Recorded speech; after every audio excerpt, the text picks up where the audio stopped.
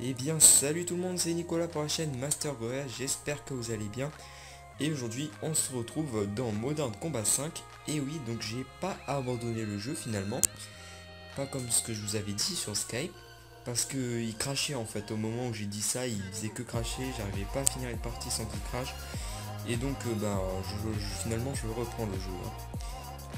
Donc euh, dans cette vidéo, ce que je vous propose, c'est de parler un peu des mises à jour qu'il y a eu dans Modern Combat 5 et donc ce qui a été bien et moins bien dans toutes ces mises à jour. Donc, voilà. Euh, on va commencer, je vous propose, par ce qui a été bien. Donc, par exemple, là, les masques, c'était quelque chose qui était assez cool lors des mises à jour. On a beaucoup aimé voir ces nouveaux masques. Ça a permis une personnalisation et en plus de se reconnaître dans la partie parce que sinon tout le monde était pareil. En plus, il y a eu la customisation des armes pro. Donc au lieu d'avoir un skin unique que tout le monde avait, donc doré, bah, on pouvait personnaliser en mettant par exemple un camouflage et c'était super sympa. Donc il y en a de plus en plus au fur et à mesure des mises à jour. Et ça c'est plutôt cool. Ensuite, un dernier petit point fort, c'est par rapport au moment là où on rejoint les parties en fait. On, des fois on rejoignait les parties alors qu'il restait plus qu'une minute. Alors vous comprenez que on n'avait pas de quoi faire un bon score et on perdait donc des points de ligue. Donc bêtement quoi. Et maintenant en fait on rejoint les parties lorsqu'elles viennent de commencer. Donc c'est plutôt sympa ça. Donc maintenant si vous voulez bien on va parler des choses moins bien justement. Alors qu'est-ce qu'on a eu de moins bien? Et bien ce Gameloft n'a pas du tout ratiné sur les stuffs en fait. Il nous a rajouté plein d'équipements et même des équipements vraiment inutiles. Ils apportent rien au jeu à part je sais pas, une espèce de touche de personnalisation. C'est en fait, regardez là, voyez le petit dromadaire que j'ai? Eh bien, il est inutile, il utilise les ressources graphiques, c'est un coup à faire planter le jeu encore plus quoi. Alors qu'au début le jeu ne plantait pas, je sais pas si vous vous rappelez pour les vétérans, mais c'est que depuis les dernières mises à jour. Alors attendez, j'ai juste baissé l'opacité parce que sinon c'est pas très agréable à voir. Alors si ça veut bien, voilà. Hop, on va rester là-dessus.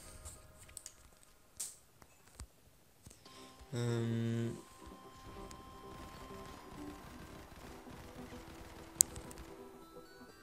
Ouais, où est-ce qu'il est passé? Donc là, vous avez vu, je joue avec les grenades flash, donc c'est c'est plutôt ce qu'il est lorsqu'on a le masque qui ne capte pas les flashs en fait. Ah bien tiens, en parlant de flash, et bien les nouvelles armures, et bien je trouve ça nul, vraiment mais nul. Ça donne un désavantage mais énorme dans les jeux. Vous avez vu les skills qu'ils ont avec ces armures là. Donc on appelle ça les perks.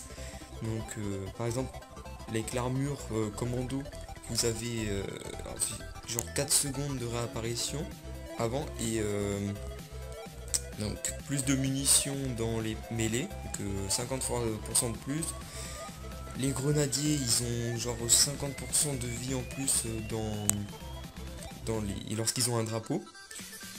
Les commandos à chaque fois qui. Donc là c'est pour l'armure sans armure, hein, donc la version normale.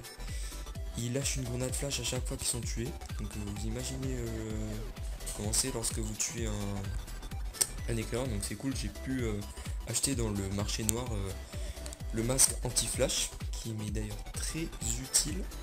Donc c'est le seul masque que j'utilise finalement sur toutes mes classes. Donc le anti-flash plus grenade flash. Donc avec commando il y a 3 grenades flash en plus, donc c'est génial.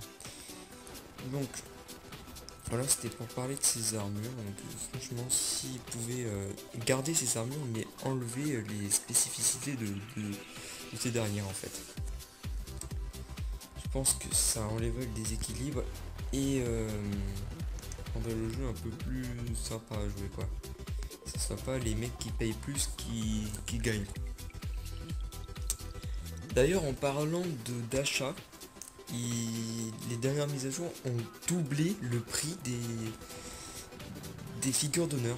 Par exemple pour un jour, enfin plutôt 2 jours, on passe de 20 à 40 Et une semaine on passe de 60 à 130 crédits. Et je trouve ça pas cool de la part de Gameloft qui se vantait d'avoir fait un jeu premium. Donc moi je serais d'avis d'enlever ça et d'avoir un achat in-app qui permettrait de débloquer ces trucs genre figure d'honneur permanente ou un truc comme ça et éviter d'être soumis à des achats réguliers. Bon bah voilà, ben merci d'avoir regardé cette vidéo et on se retrouve à très bientôt sur la chaîne Master Goya. Ciao.